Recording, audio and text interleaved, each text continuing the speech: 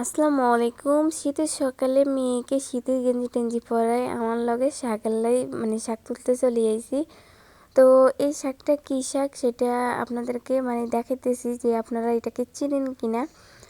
আসলে আমাদের এলাকায় গ্রামের দিকে আসলে শীত পড়ে গেছে, অনেক ঠান্ডা পড়ে গেছে।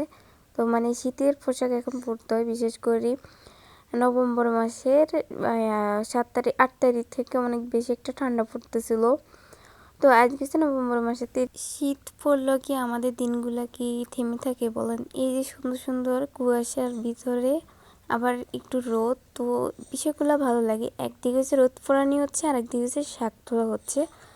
তো এই শাকটা আসলে আমি বলতেছি, এই শাকটা হচ্ছে হেলেঞ্চি শাক, আমাদের আঞ্চলিক ভাষা না এটা। আমাদের আঞ্চলিক ভাষা হচ্ছে এটা এলাচি শাক। এলাচি শাক যারা চিনেন তাদেরকে বলতেছি। তো এই তো আর গেছে ধরতেছিল যে হিয়া হরির পাশে চলিয়েছে, হিজেছে আঙ্গ পাশের বাড়ির আর বোন হুত হয়।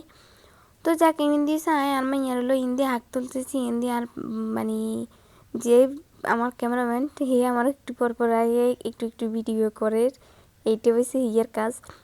তো ইঞ্জান দিয়েছে আবার ইলিশ মাছ কতগুলো হয়েছে আরাবগুলো এনেছে, এক তাগারি বুঝছেন, এখানে কম সম কিন্তু ইলিশ মাছ নেই, এখানে অনেক বেশি ইলিশ মাছ।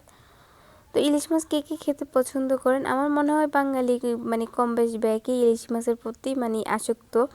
তো সেমন কিছুই না, আপনাদের মতন আমরাও আসক্ত, অনেক বেশি ইলিশ মাছ লাভার বা চিংড়ি ইলিশ যেটি বলেন, যেগুলোতে অ্যালার্জি, এগুলো আমাদের সবারই খুবই প্রিয় একটা জিনিস।